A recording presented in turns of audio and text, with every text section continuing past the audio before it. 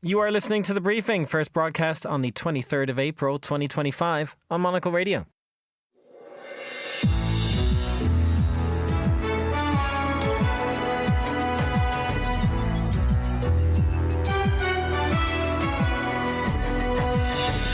Hello and welcome to The Briefing, broadcasting live from Studio One here at Midori House in London. I'm Chris Chermak. Coming up on today's program, Boeing releases quarterly results as it's caught between an American rock and a Chinese hard place. We'll look at how trade wars are impacting the US plane maker as well as American big tech companies facing new fines from the European Union. After that, we check in with our editor-in-chief, Andrew Tuck, in Jakarta for Monocle's upcoming conference known as the Chiefs. We'll get an update on Poland's presidential elections, and finally... Many times we already have the material conditions in our lives, at least in many countries, but it's more like this last puzzle piece, like, let's say, spending more time with your family and friends, taking care of your physical health, things like that. We visit a happiness summit in the Nordics. All that right here on The Briefing with me, Chris Chermak.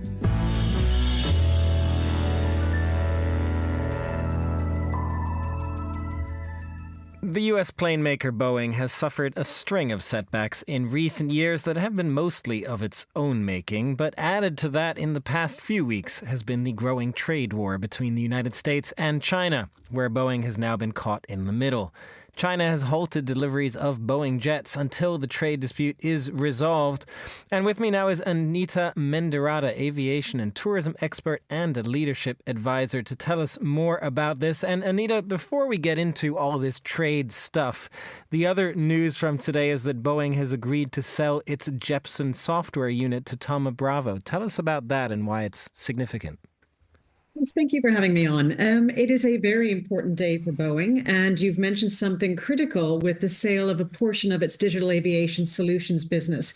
Why this is important is that when Kelly Ortberg came in as the new CEO 8 months ago, facing many internal storms, he very much recognized that the business needed to go back and focus on the fundamentals.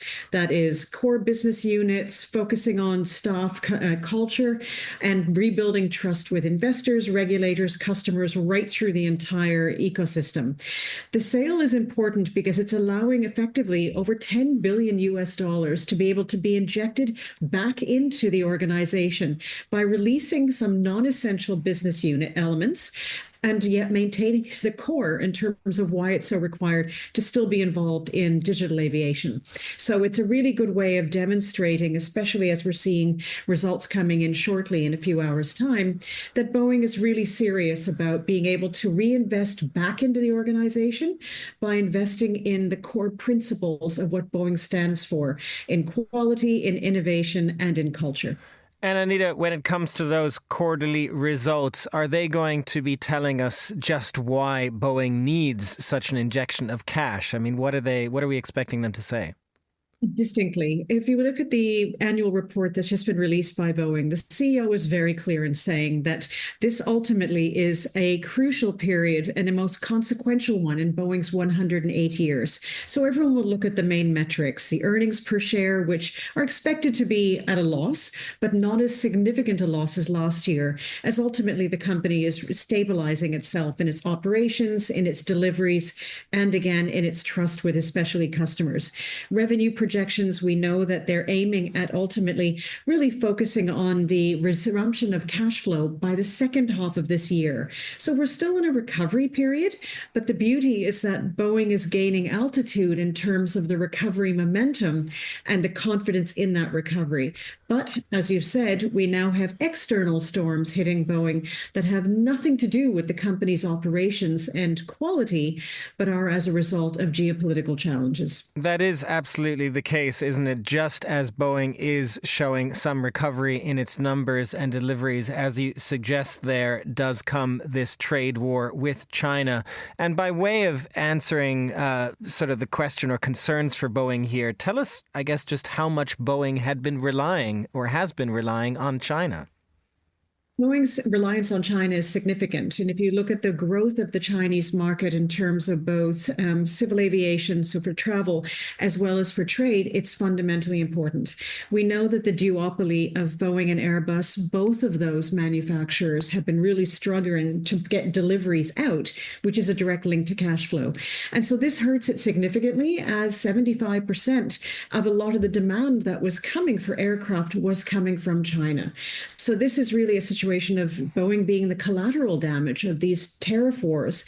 It's also important to recognize that while Boeing is an American manufacturer assembling the aircraft, a lot of the critical parts that go into the assembly are from international providers. So Boeing might have some grace period in terms of the tariffs and the challenges, but the items they're bringing in to actually inject into the aircraft are going to be exposed to higher tariffs. So the supply chain increase of cost is going to definitely hit Boeing as well.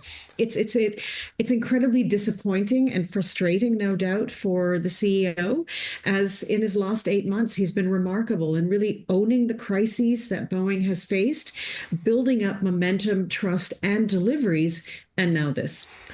And Anita, is this also a case for China of sort of cutting its nose to spite its face? Because the question, as always with something like planes especially, are can they really plug the gap elsewhere? They do have their own plane maker, Comac, but planes are not made in just a few weeks or months.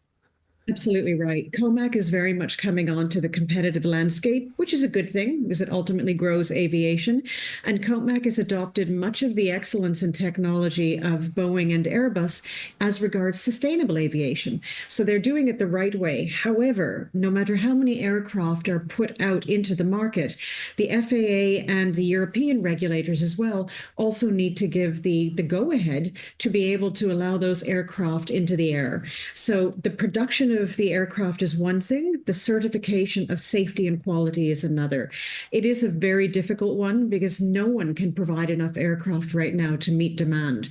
What we're also seeing is because of the geopolitical situation, the changes in where the demand for travel is. So we have seen already, because of the anti-US sentiment and concerns of people crossing borders, that forward bookings for summer from Europe inbound to the US are down 12%, and from Canada, down 70%. So the airlines are having to actually reallocate routes, shift aircraft from one market direction into another, as ultimately, if the bookings are not there, why should the aircraft be allocated in those routes? And Anita, one other a plane maker that you touched on very briefly, but perhaps you could say a little bit more about Airbus here in Europe, because in theory they might be one of those that would profit from Boeing's troubles and being caught in this trade war, but it's probably not as simple as that, is it? It's not, Chris, and thank you for mentioning that, because I think importantly, there again, we have a very solid duopoly, though Comac is coming in. But Airbus, will it be able to benefit? There's no question it will be. Does it value that in terms of opportunism? I don't believe so.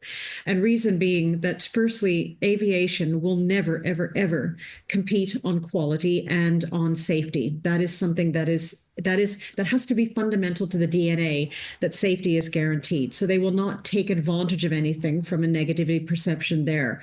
In terms of supply of aircraft and Boeing customers shifting to Airbus, it would be a fantastic thing if Airbus was already in a position of being able to meet demand of delivery requirements of existing customers. We know they also went into the new year in a backlog.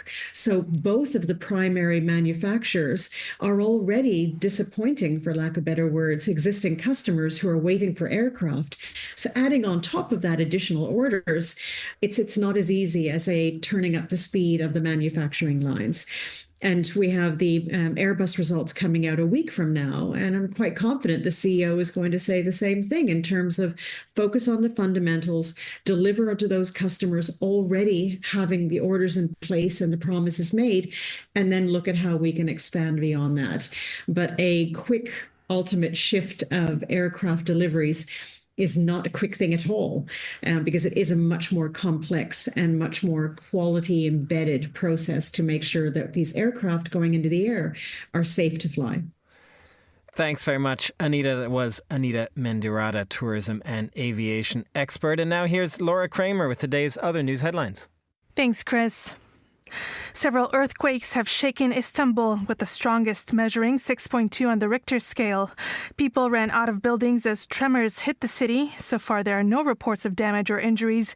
Turkey is often hit by quakes due to major fault lines running through the country. The body of Pope Francis has been moved to St. Peter's Basilica in the Vatican to lie in state. Crowds applauded as the procession passed through St. Peter's Square. The public can now pay their respects before his funeral on Saturday. World leaders are expected to attend.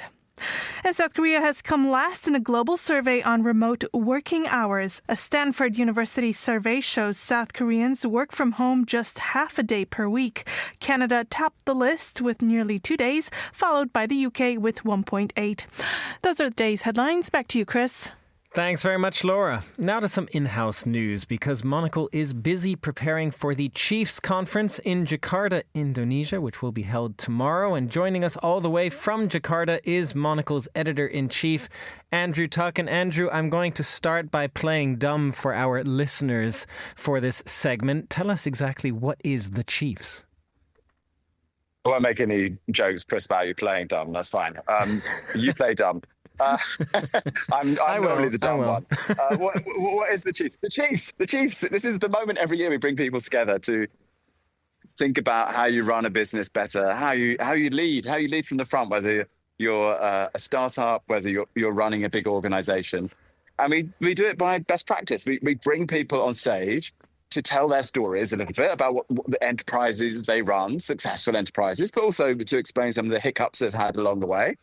And then we get them to kind of give a bit of a masterclass about how it's all done. So what's great for the audience is that you obviously learn a little bit about other people's business skills and you go away with some ideas. But the most important thing is we bring people to a different place in the world every time. So we've done it in Dallas. But this year, for example, we did it in Hong Kong last year. This year, we've come a little bit further east in Asia. We've come to Jakarta, a place where lots of our listeners and readers, to be honest, haven't been to. So they're going to come and hear stories and get perspectives from all around the region. But just by standing somewhere a bit different, I think it'll have a big impact. And Andrew, tell us more about why Jakarta, what brought you there this time, and what have you learned so far? You've been there already for a day or so. You've been speaking to people there. What's the mood like? What's Jakarta like? Well, I can tell you why Jakarta. I'm standing, I think, on the 65th floor outdoors. Nice, balmy breeze. It's been a big humid day. It's sunset here. If I look out across the skyline, there's a big beam of golden light on the horizon. The sun will disappear in 10 minutes. I look down. I'm looking down on the big national football stadium. That it's 29 degrees still at this time of day. I'm in the heart of the kind of business district. So sky rises all around me. It's a chaotic city in some ways. Everyone here kind of moans about the traffic, but maybe not as chaotic as they let on. You can still get around. But I've just been overwhelmed by the hospitality. So it's a nation where service is preeminent. But it's cool. We went to a bar last night called Modern House, one of the nicest bars I've been to in years. We had a great dinner yesterday in a wine bar restaurant. But it's a bit tropical. It's lush. Wherever you go, there's fertility. There's plants bursting out the ground. But I don't know. There's just a sense of something changing here, because what's important for the city is that it wants to start attracting tourists as well as just being a business city. And there's a moment of change here happening all around that topic. And we are always happy to be part of that moment of change. Tell us, Andrew, what will be happening tomorrow exactly? What kind of guests will you be bringing on stage to tell their stories? I do understand you've already spoken to Jakarta's governor, but give us the lineup. Yeah, so we popped out to see Jakarta's governor for an 8:30 meeting this morning. This guy's been in power since February. He wants to change the city. The sense of change and being industrious is also what our guests will have on stage. There's a guy called Jamie Diaz. He runs a book chain called Fully Booked out of the Philippines. He's opening shops at a pace. Right? And how's he doing that? How is he managing to go against the market? So I want to quiz him about that. We had a woman called Cynthia Wijono on at the very beginning of the day to explain why Jakarta. She runs a fragrance brand here with her partner in life and business. She runs an amazing store group. But she also does these weekend markets, which are happening over 2 weekends a year. She was telling me over 2 weekends, they get over 100,000 people sometimes pitching up to buy craft, to buy new design. So it's just this sense of a young city wanting to get ahead. And we have a chocolate maker on stage making chocolate out of Vietnam. Why Vietnam? We have people coming from Malaysia to talk about their stories, a Singapore fashion designer. An architect all the way, Mark Landini from Australia, coming to talk about how he's running his business. He's designed for everyone from like McDonald's to luxury brands. And he's going to talk about how design can impact your efficiency of your business. So how cool is it going to be? And I can tell you, I'm looking out at this city and you just think, wow, this is a place that will change people's perspectives. Andrew Tuck, we look forward to hearing more from you in the coming days as the Chiefs Conference gets underway tomorrow. Thanks very much for joining us. You are listening to The Briefing on Monocle Radio. The Foreign Desk is Monocle Radio's weekly world affairs programme. We tackle the biggest global news stories as well as those too often left untold. I think Kagame, who is very adept at reading the signals from the international community, will be thinking, oh, I've got away with it yet again. Our expert guests offer in-depth analysis and first-hand experience. You're not going to have someone now who's going to hang up the phone and say, we're not going to do that. There are no more guardrails on Donald Trump. The Foreign Desk with me, Andrew Muller, is available every Saturday from midday London time, right here on Monocle Radio.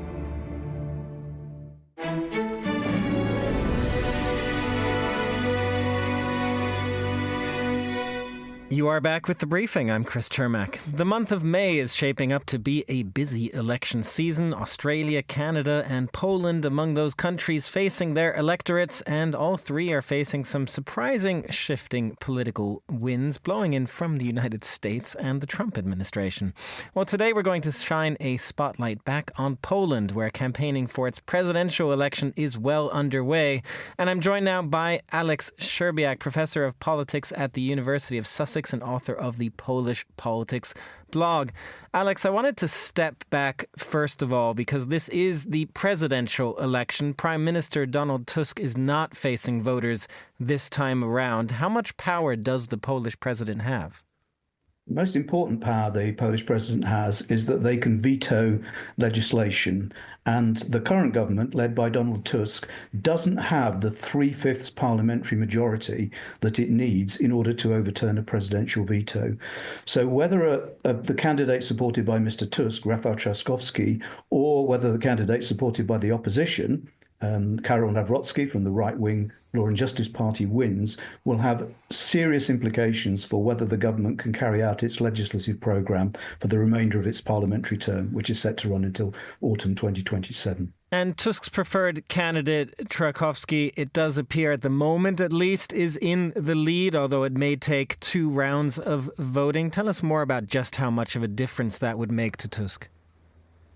If Rafał Trzaskowski was to win, he would be able to get through the elements of his legislative programme that are currently being blocked by the incumbent Law and Justice President, Andrzej Duda. Most importantly, the judicial reforms that were introduced by the previous Law and Justice government, which Mr. Tusk's government argue undermine the rule of law, he would like to unravel, and he can't do that because currently the president is vetoing the legislation to do that. There's also legislation on liberalising the abortion law, which actually the government is finding it quite difficult to get through Parliament. But if it was able to do that, if Mr. Trzaskowski was the president, then that would go through. If it was a Law and Justice president, that would be vetoed, and they wouldn't be able to overturn it. And beyond that, if the Law and Justice candidate was to win the presidential election, that would probably set off a political dynamic that could possibly lead to the fall of the government and an early parliamentary election. So there's a lot at stake in this election for Mr. Tusk, and indeed for Poland. There is a lot at stake, and aside from the polls and where they are currently, what is your sense, I guess, of Polish voters? And I wonder, sometimes compared to, say, the United States, sometimes voters want to have a divided government, a sort of check on the government. Do you get that? Is that part of a discussion that is happening in Poland, or do you feel voters would like to have one government in charge, able to pass all its policies, Tusk and an ally in the president's office as well? It's definitely an important issue in this election.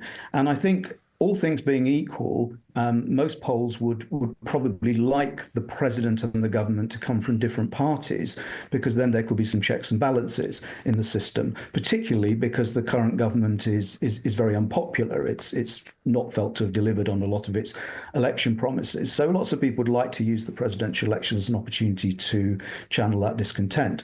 But I think one thing that plays in Mr. Trzaskowski and the Tusk government's favour is the international situation, which in the last couple of months has become quite unstable, with questions about whether or not a peace settlement in Ukraine will emerge that could be favourable to Russia, or questions about the United States commitment to maintaining European security. And in those circumstances, when the international environment is unstable, then people are much more inclined to have a president and a government from the same party, because obviously they want the president and government speaking with one voice at an international level. So I think what happens at the international level, and in particularly what happens in the peace negotiations with the Ukraine and the Trump government's the Trump administration's attitudes towards European security, will have a very important impact upon whether Poles want to elect a president from a different party, or whether they'll want to stick with somebody from the same party. And Alex, it's not just about continuity and sort of having one government, is it, when it comes to the Trump administration and the role that has played in this election? Because the Law and Justice Party has aligned itself with Trump, was pro-Trump back when the elections were happening in the United States, I understand, as well. Is that something they are coming to regret right now? Well, originally they thought, because they are, as you say, very close ideological allies, and because the United States is seen by all Poles across the political spectrum, or the great majority of them, as Poland's main military security guarantor, they thought that they would be able to, in the presidential election, say that you should vote for the Law and Justice candidate, because this is the best way of maintaining the transatlantic alliance, of maintaining close relations with the US administration, particularly because Mr. Tusk and members of his government have been highly critical of Mr. Trump. I mean, Mr. Tusk even accused Mr. Trump of being a Russian security service asset. However, the fact that some of Mr. Trump's actions have, for example, suggested that he might be prepared to accept a peace settlement which is on favourable terms to Russia, the fact that he appears to be questioning the United States commitment to European security and its NATO commitments, this has now created a problem for Law and Justice. It's not the advantage that they thought it would be at one point, and actually potentially, obviously given what happens at the international level and in those peace negotiations, could be a problem for them. Alex Szczerbiak at the University of Sussex, thank you very much for joining us. You're listening to The Briefing on Monocle Radio.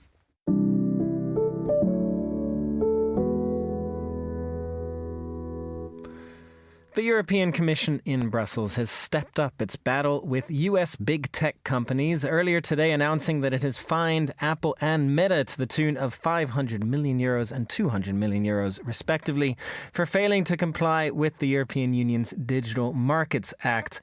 Well, joining me now is Sam Schechner, technology reporter at The Wall Street Journal. Sam, good to have you on the show. What are these two companies being fined for exactly? The Digital Markets Act was passed in 2022, and it seeks to make it easier for smaller companies to compete with big global tech behemoths. And so Apple was fined for failing to comply with an obligation to let app developers inform customers freely that they can buy their services outside of the App Store without paying Apple's commission. And that's something that they say Apple wasn't letting them do. And Meta was fined for imposing what the EU calls a pay or consent model on users, i.e., you have to agree to let them use your data to personalize ads or pay a subscription. And so they said that also violated the law. And Sam, of course, one of the big questions here is how much the Digital Markets Act and the European Union's approach differs from what these companies face in the United States. Tell us about that difference. Well, it's actually kind of interesting. You know, the U.S. in the last week has actually been pretty harsh with American tech companies in a way that you might say isn't so different from the EU. In fact, it's almost a matter of like, you know, the U.S. is saying, let me parent my kids, not you. You know, Google lost last week its second antitrust case in 8 months in the U.S. And in a separate case just this week, the DOJ urged a judge to force Google to sell its Chrome browser. You know, and there's also a pending case against Meta, which could force it to sell WhatsApp or Instagram. The difference really is when it comes to content regulation. There's a separate law that mandates a lot of content moderation on big tech platforms. It's called the Digital Services Act. And that's something that really clashes more with the U.S. approach to free speech. Sam, it is so interesting the way you describe there that the US is also trying to parent its big tech companies, which does beg the question then whether what the European Union is trying to do will have an impact on trade relations between the European Union and the US, because we do understand that these big tech companies, Meta in particular, has been trying to lobby the Trump administration to take action, but maybe that's falling on deafer ears than they might expect. Well, Meta has certainly been trying to lobby the Trump administration. We've reported that they've lobbied to push back against the EU rulings, also that they've lobbied to push back the U.S. case. And indeed, the U.S. moved forward. The DOJ moved forward despite those entreaties. That being said, U.S. President Donald Trump has been very explicit that he sees EU tech rules as a barrier to trade. He said it as recently as earlier this month. There was an executive order back in February, and he's made clear that this is part of the trade talks that he wants to have with the European Union. You know, it's likely that these rulings will play into those discussions and will be a thorn to the American negotiating team. Sam Schechner of The Wall Street Journal, thank you very much for joining us. You're listening to The Briefing on Monocle Radio.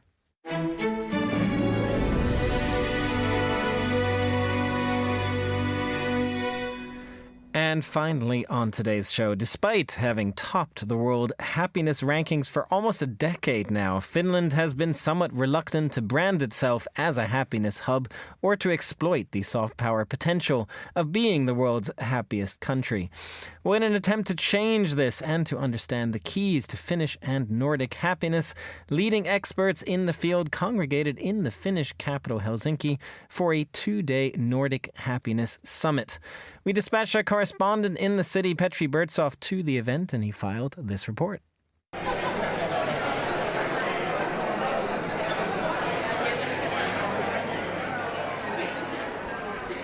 Over 250 participants from around the world, academics, students, entrepreneurs and policymakers gathered on the Finnish island of Hanaholmen near the capital Helsinki to learn the secrets to Nordic happiness. It is no coincidence that Finland was the host of the inaugural summit. For 8 years in a row, it has topped the World Happiness Report's ranking of the happiest countries in the world. Although the Finns themselves are still a bit puzzled by the honor, because the word happiness seems to suggest that the Finns, known to be rather introverted and averse to displaying strong emotions, would somehow be the world's cheeriest folks. Happiness in this context, however, refers to well-being and life satisfaction more than anything else. But still, Finns don't really understand how this all happened, as Professor Markus Vartiovaara from Helsinki's Hanken School of Economics and one of the summit's organizers explains. So last spring, when Finland hit 7th year in a row as the world's happiest country, we were struck with confusion that how is this possible? And really, as a curious mind, decided that we want to gather the leading thinkers around the region and beyond to try to really understand this phenomena. So starting with desire to understand, but then continuing with really wanting to put this into action. So I involved the students from our university and universities next doors from Aalto and Arts University to really take action in this field in order to work on this important field of well-being and happiness. I can imagine, but let's see proof in the pudding. The rest of you would opt for happiness, yes? I had never been to a happiness summit and didn't really know what to expect. I assumed it would involve talks by somewhat wishy-washy self-help gurus, mindfulness exercises, and inevitably yoga. But instead I was treated to a serious 2-day program, which looked at the role that happiness plays for the economy and for the society in general, but also at what the Nordic countries, which occupy the first 4 positions in the happiness rankings, have done right. Mind you, there were 1 or 2 more eccentric New Age performances as well.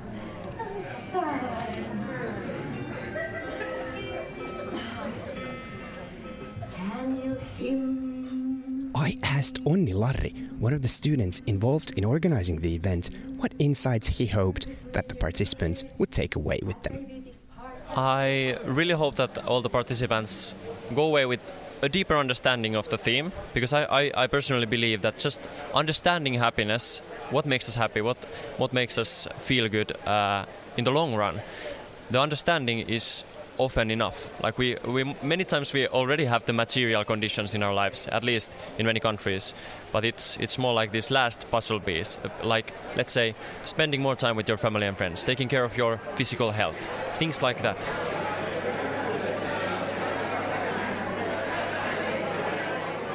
One of the speakers at the event was Dr. Frank Martela, an assistant professor at Aalto University and Finland's leading happiness expert. Here he explains what the Nordic countries could teach the world about how to build happy societies. We have quite high-quality democratic institutions, so we have low levels of corruption, free elections, free speech. So in any of these kind of indexes on these topics, the Nordic countries tend to be on top. We also have like relatively extensive welfare benefits that we provide for the citizens, free healthcare, free education, unemployment benefits, maternity leaves, paternity leaves, and so forth. And these are also factors that, according to research, tend to contribute to higher national levels of well-being. And also the third thing is to mention is that also this trust in institutions, trust in each other are also something where the Nordic countries have very high levels of trust. So if you drop your wallet, the Nordic people are very prone to think that it's going to be returned, and then also like in actuality it's going to be returned much more likely in the Nordic countries than many other places in the world. So these are kind of the factors that I think are behind the Nordic secret to happiness.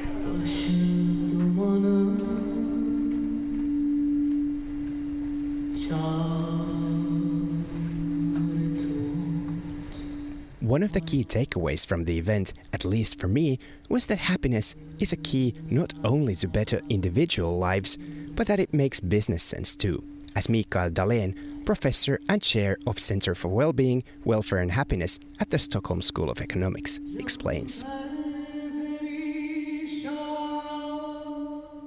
Happiness is more important than most of us realize, and my origin story is that I'm a professor of economics, and having double looped that question again and again, what is economics all about? Well, it's about making life as good as possible for all of us together, and happiness is one of the keys to that.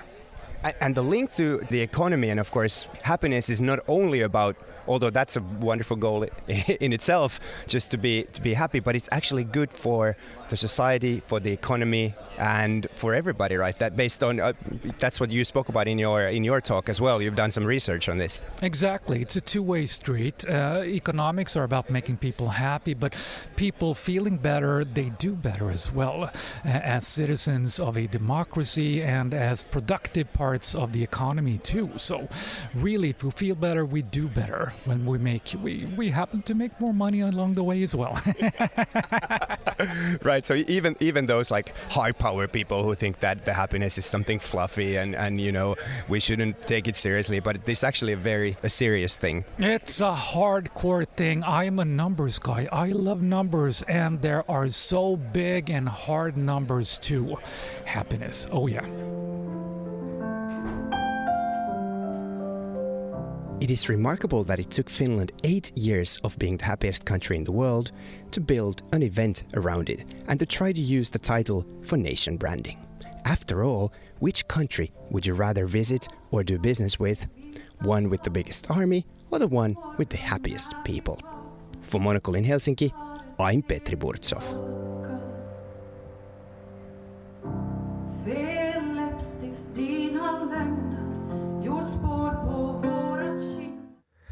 Thank you very much to our new happiness correspondent, Petri Burtsov there. And that's all the time we have for this edition of The Briefing. It was produced by Tom Webb.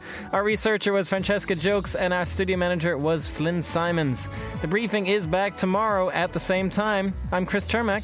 Goodbye, and thanks for listening.